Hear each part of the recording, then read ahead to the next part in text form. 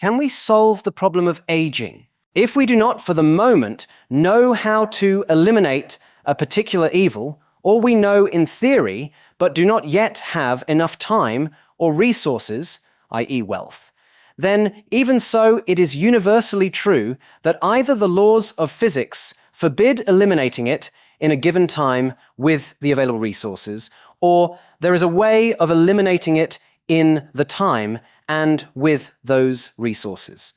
The same must hold equally trivially for the evil of death, that is to say, the deaths of human beings from disease or old age. This problem has a tremendous resonance in every culture, in its literature, its values, its objectives, great and small. It also has an almost unmatched reputation for insolubility, except among believers in the supernatural. It is taken to be the epitome of an insuperable obstacle, but there is no rational basis for that reputation. It is absurdly parochial to read some deep significance into this particular failure among so many of the biosphere to support human life, or of medical science throughout the ages to cure aging. The problem of aging is of the same general type as that of disease. Although it is a complex problem by present-day standards, the complexity is finite and confined to a relatively narrow arena whose basic principles are already fairly well understood.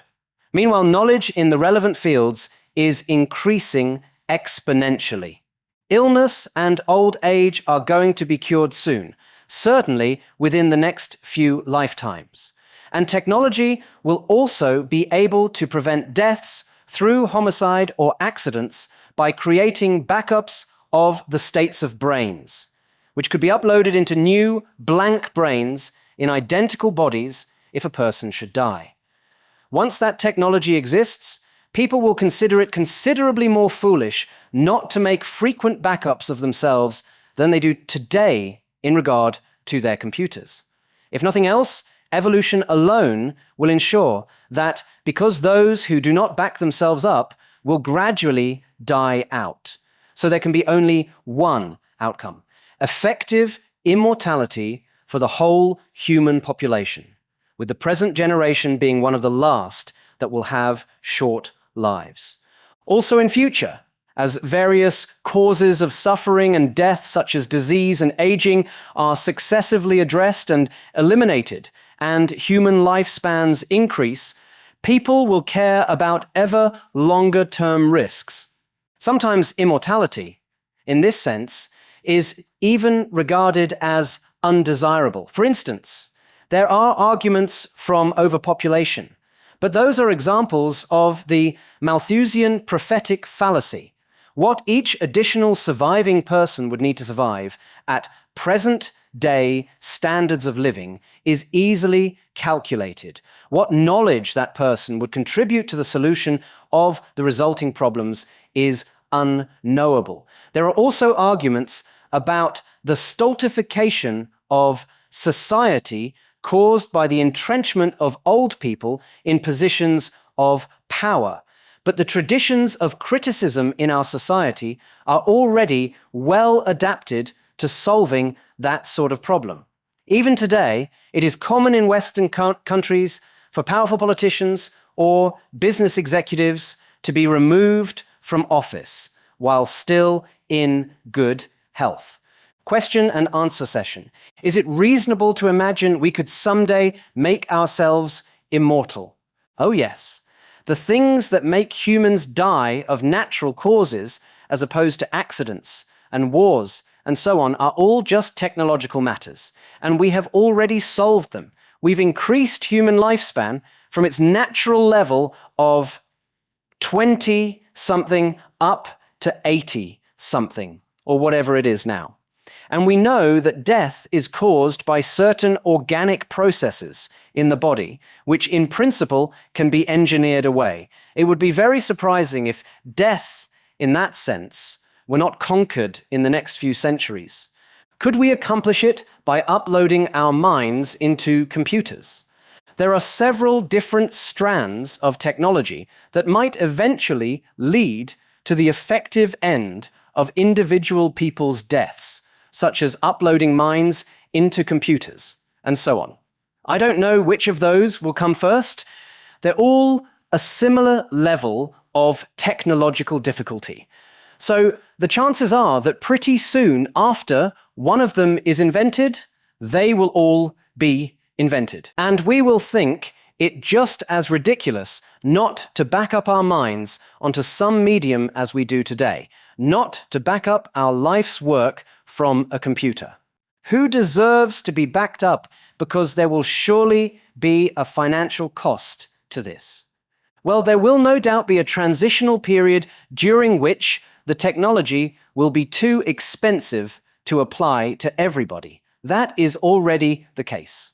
After all, there are medical treatments now that can save some people's lives, but cannot save the lives of everybody with that disease.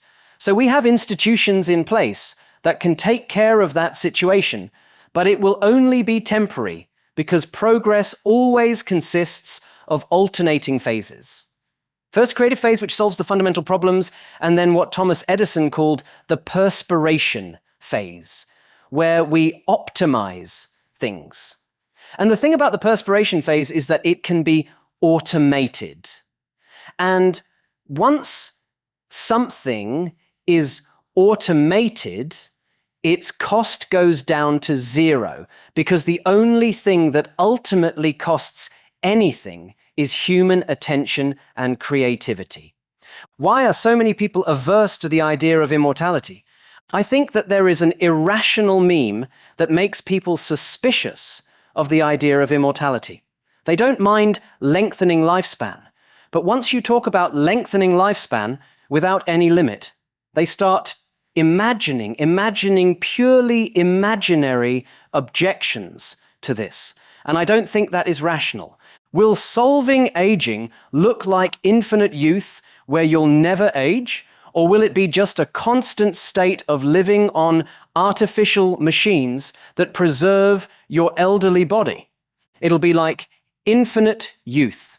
The same argument that tells us that death is merely a technological problem tells us that youth is also merely a technological problem. The task of transforming an older body into a younger body is ultimately just a task of engineering the cells to be in a slightly different way. And that requires only knowledge. Concluding thoughts on optimism. It may be that the Enlightenment has tried to happen countless times, perhaps even all the way back to prehistory. If so, those mini-enlightenments put our recent lucky escapes into stark perspective. It may be that there was progress every time, a brief end to stagnation, a brief glimpse of infinity, always ending in tragedy, always snuffed out, usually without trace, except this once.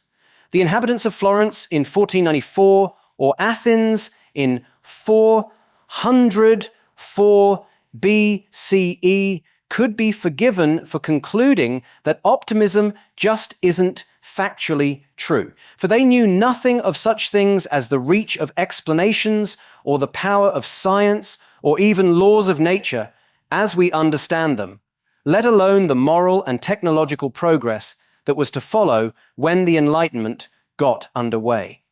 At the moment of defeat, it must have seemed at least plausible to the formerly optimistic Athenians that the Spartans might be right, and to the formerly optimistic Florentines that Savonarola might be. Like every other destruction of optimism, whether in a whole civilization or in a single individual, these must have been unspeakable catastrophes for those who had dared to expect progress. But we should feel more than sympathy for those people. We should take it personally. For if any of those earlier experiments in optimism had succeeded, our species would be exploring the stars by now, and you and I would be immortal.